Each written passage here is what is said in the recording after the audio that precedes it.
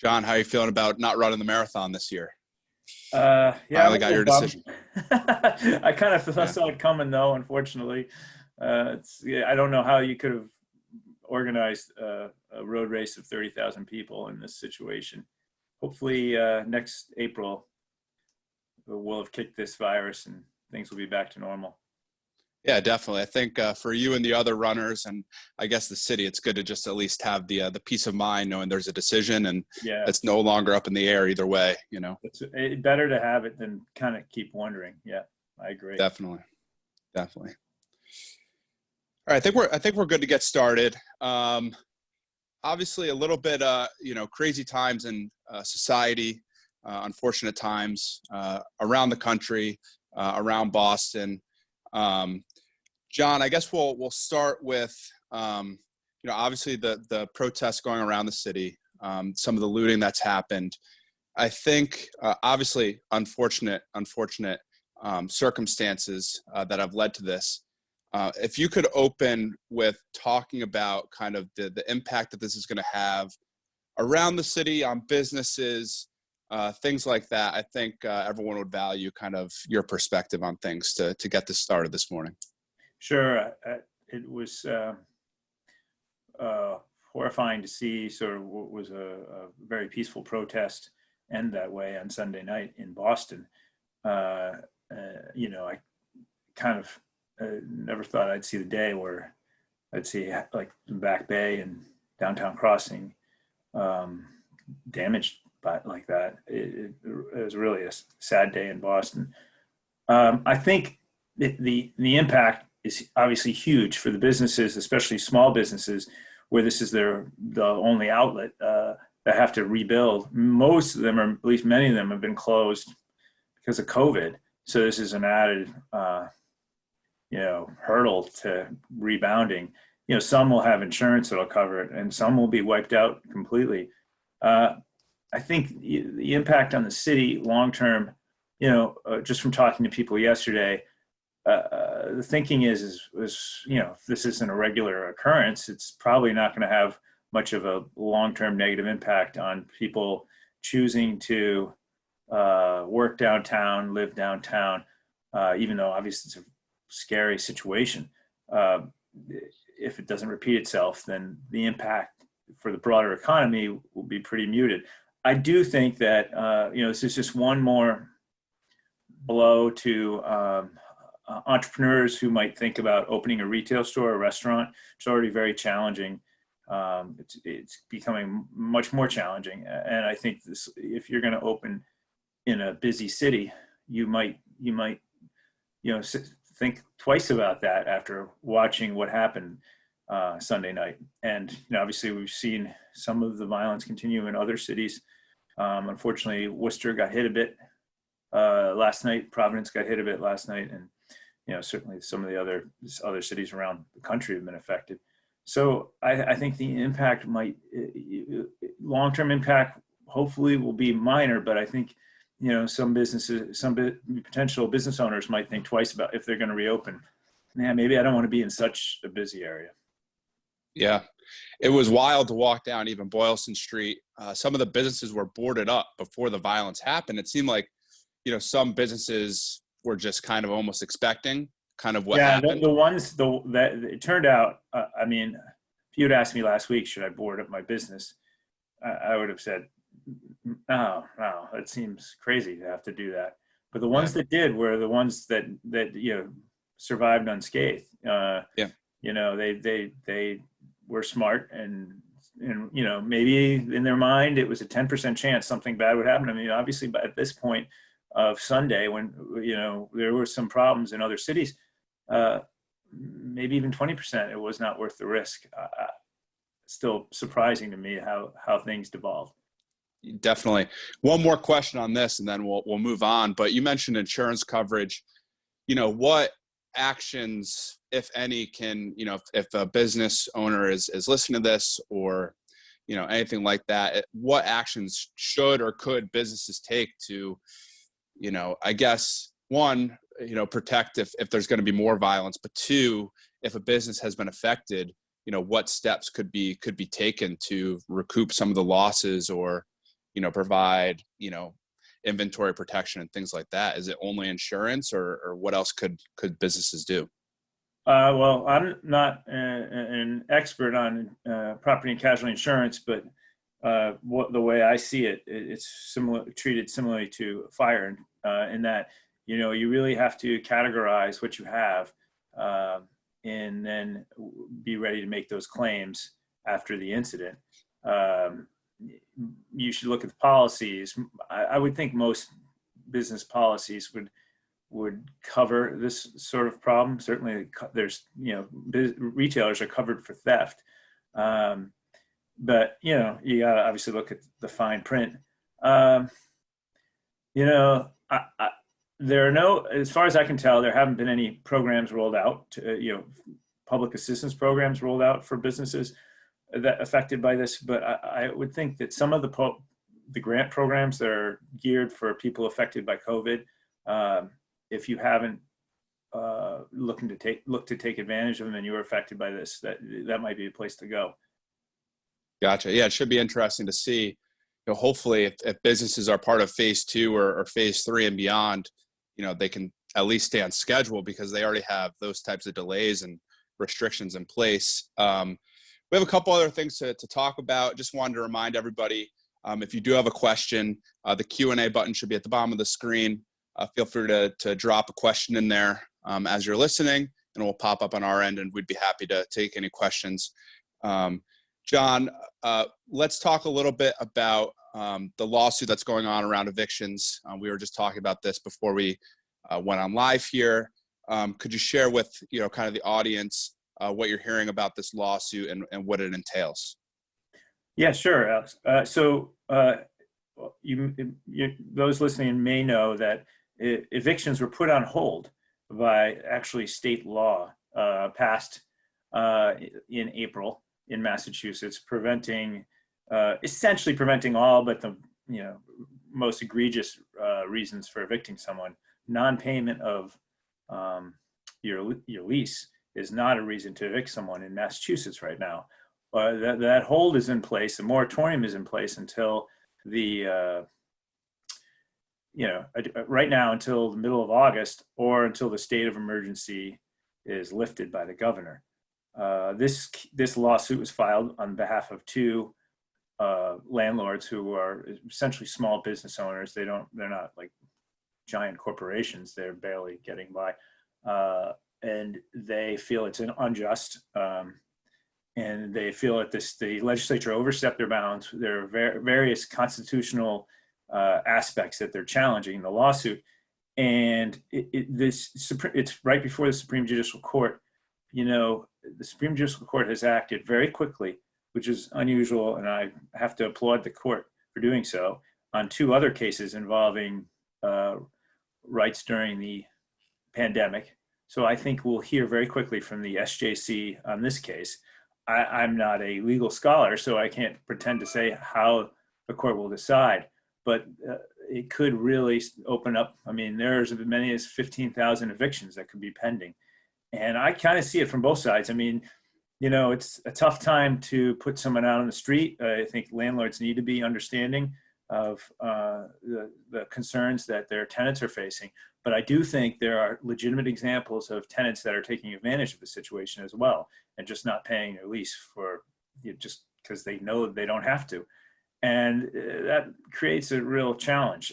So this lawsuit could open up the door again for evictions. We'll know, judging from the way the court has responded to these other two cases that they've heard. We could know in the next couple of weeks where that stands.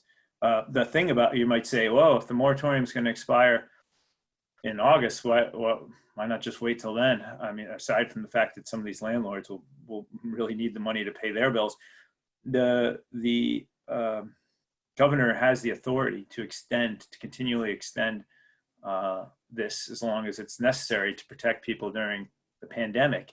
And the lawyer for these two landlords feels that this could be extended until the end of the year, which is why they're challenging it now. Gotcha. We just had a question come in related to this. what are your expectations for the next 2 to 3 years of the residential real estate market, both in the city and in the suburbs?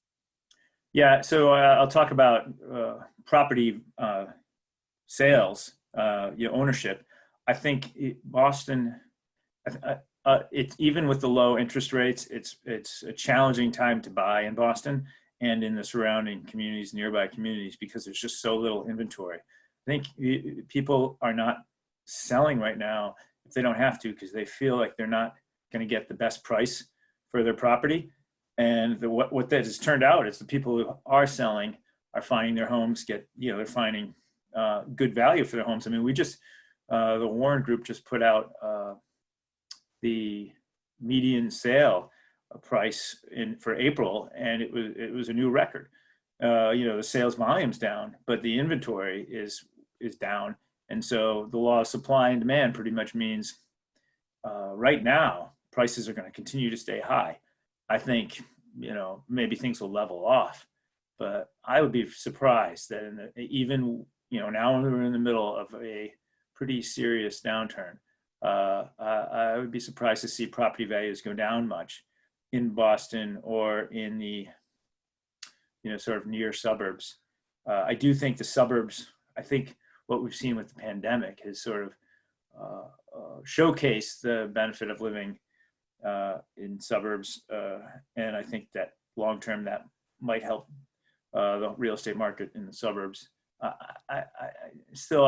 talking to people, I don't think that people are, that fearful of city living right now. I mean, I think I'd be a little more concerned with New York City. I think there's a big, mass migration happening right now out of New York City. I think it's not quite as pronounced here in Boston.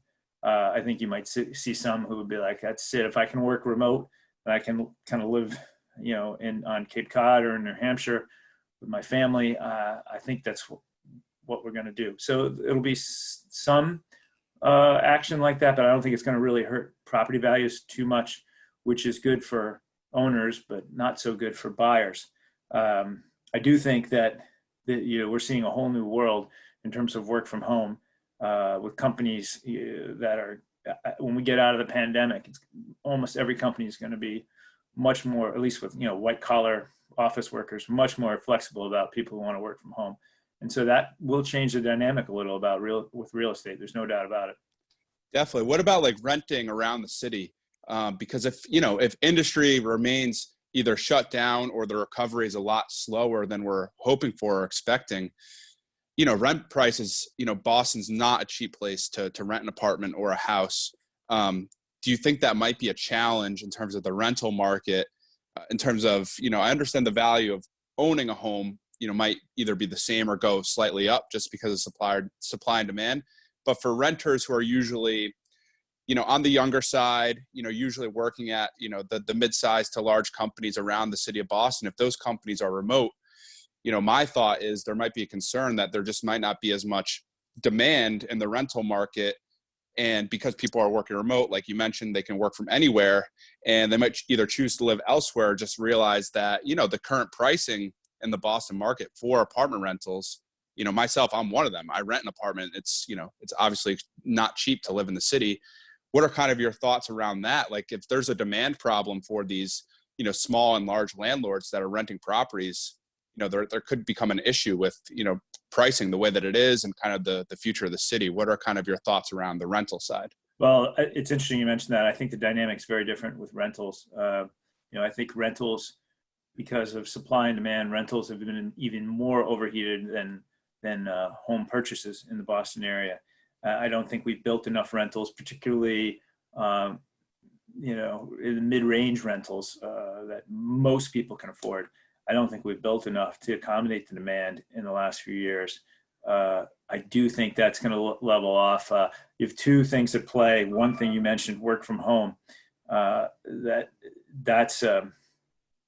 think there'll be some people who don't own a house who will be like, well, I want to rent in someplace cheap. Maybe they want to live in an urban area, say they want to live in Worcester, but working at a Boston office, they can do that. And maybe they only have to come down once a month.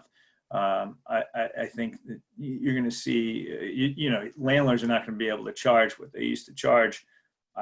That's my guess. The other dynamic that you didn't mention, but it's very real, what's happening with undergrad and graduate students in the fall. I mean, the colleges the plans are starting to trickle out, and colleges are resuming in-person education in the fall, but they are encouraging, or I would say at least allowing people to work remote or learn remotely. I would say by allowing it, they're kind of encouraging it. I have not seen many plans into how they're going to handle dorms. That could be an interesting dynamic. Maybe the dorms are too crowded and those people spill over into the rental market, even if you have fewer college students overall returning to Boston. Maybe the on-campus dorms can only accommodate so many under the new spacing rules, and that helps the rental market.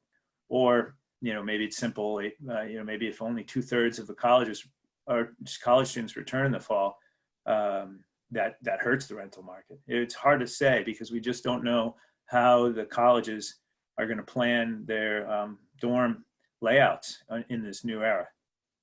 Definitely. This is week 6 or 7 for us doing this. And it's the more we have these conversations about real estate, restaurants, retail, it's just crazy how much the economy is all interwoven into, different decisions, different factors. For me personally, I didn't realize how much, one piece of the economy that seems unrelated, really impacts another. Yeah, we're all interdependent. And I think we're finding it out now, Yep.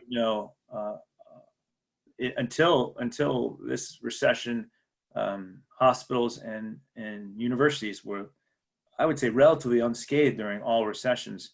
They had sort of a steady supply of revenue, and now with this recession, we saw with hospitals got hammered because they had to put off all their elective procedures, and universities are really hurting because they had to send everybody home. And there's a lot of uncertainty about what the future means for them. So yes, the ripple effects are everywhere in terms of what happens when those two major players in the Boston economy get affected. Definitely. So let's talk a little bit about the reopening process. We're about 1 week into it. What are you hearing about phase 1, how that's been going? If you have any information on that, and then around phase 2. Which is, potentially starting as soon as next week. What are you hearing about, businesses affected by phase 2 or reopening of phase 2? Oh, well, phase 1 has been relatively slow. I think, most offices, which are part of phase 1, are keeping people at home. As of yesterday, all offices are allowed to open across the state, but very few people are coming in.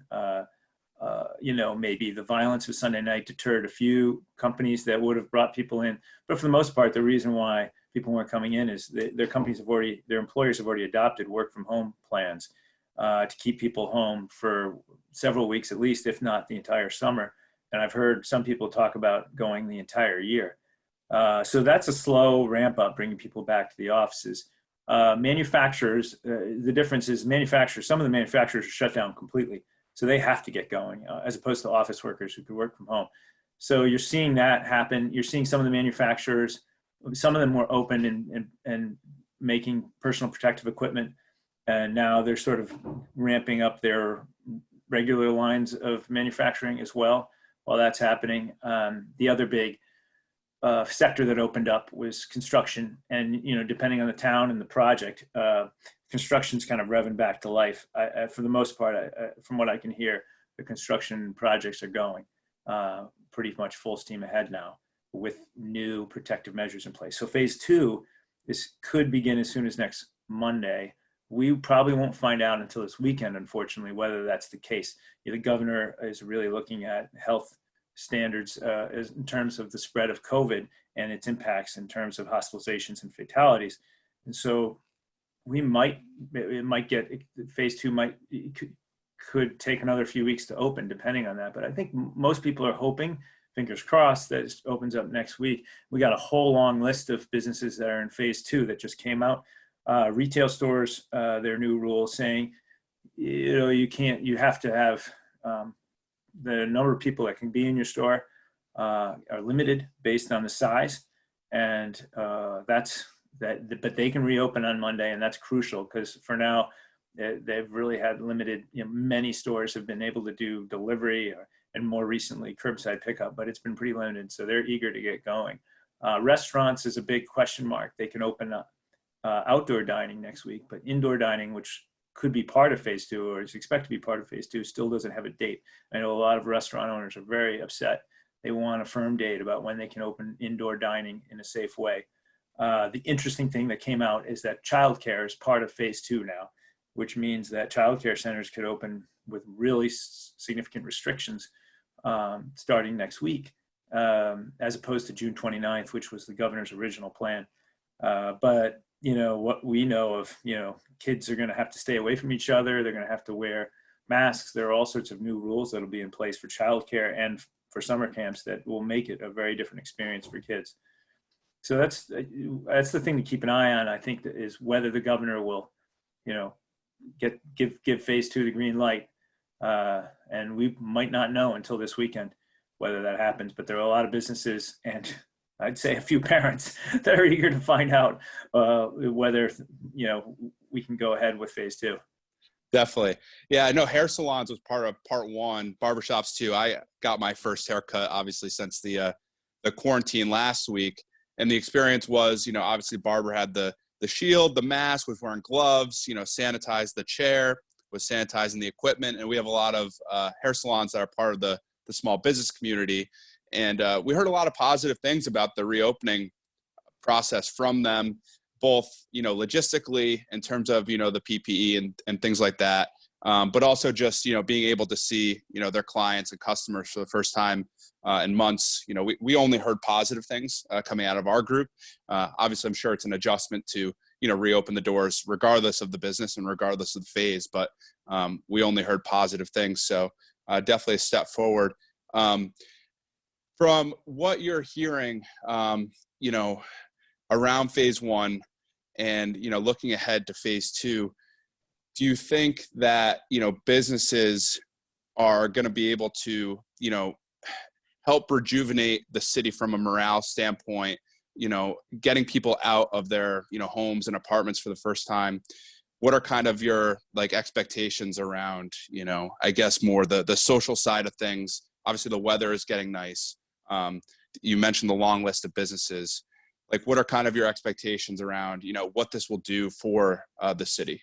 Well, I think, you mentioned just the fact that hair salons were able to reopen. Obviously, nail salons are in the next phase. The more people can get out and sort of see the business people that they know, the more sort of that esprit de corps, that morale can get built. But, the part of the problem is we're still ways away from large events. Most, as Boston's canceled all big events all summer long. And that's the case with a lot of communities in Massachusetts. And so the kind of events that really bring people together are the kind of events that are going to be avoided because of the potential for spreading COVID. And so for that reason, I think it's going to be a muted summer. It's not going to be like any other summer that we remember. And I think it's going to, and plus just the fact that everyone has to wear masks outside does contribute to that. You have to wear it when you're near somebody. The state rule is as long as if you get within 6 feet, you should be wearing a mask, and you certainly have to wear a mask inside. But I think just my point is I'm visualizing walking around the city with a lot of people wearing masks, and it's hard to imagine people are going to be that excited about the situation when there's that, people are kind of trying to avoid each other. Right. Definitely. We had a question come in a little while ago. What are your expectations around consumer demand around in-store retail shopping? Is it going to be a quick process, slow process? What are you kind of thinking around retail and people going back to the stores? Well, it's a great question. And of course, we won't really know until it happens. I think you're going to see a mix of people who want to go back and support their local stores. Everyone's got a favorite bookstore or a gift store or a clothing store. And I think a lot of people really want to help those out, at least at first. So there's a little pent-up demand there that I think will help. But I also fear that for small businesses, the brick and mortar businesses, because so much more shopping has now moved online in the last few months of the pandemic than ever before. I mean, believe it or not, online shopping was really a small percentage of our overall sales prior to the pandemic. But now, particularly grocery shopping, but other kinds of shopping too, it's kind of shifted online. And so people's habits have changed. And I miss going to a store, and I don't really enjoy shopping online, but I think a lot of people do. And I think now they've set new habits. So that's gonna be tough for stores to break through. So I would say, yes, you'll see some pent up demand. You'll see an initial surge, but long term, I worry that retailers have some habits they're going to have to break among their potential customers.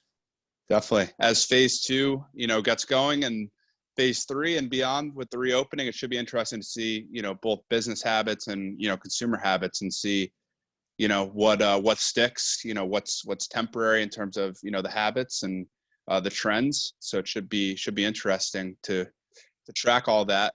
Jon, that's just about time, but I wanted to give you the chance to, obviously close the discussion with anything else that's in front of your mind that we didn't quite get to, and then also to share your contact info as always. So if anyone wants to get in touch with you, or if, you need anything for any of your stories. Great. Well, thanks, Alex.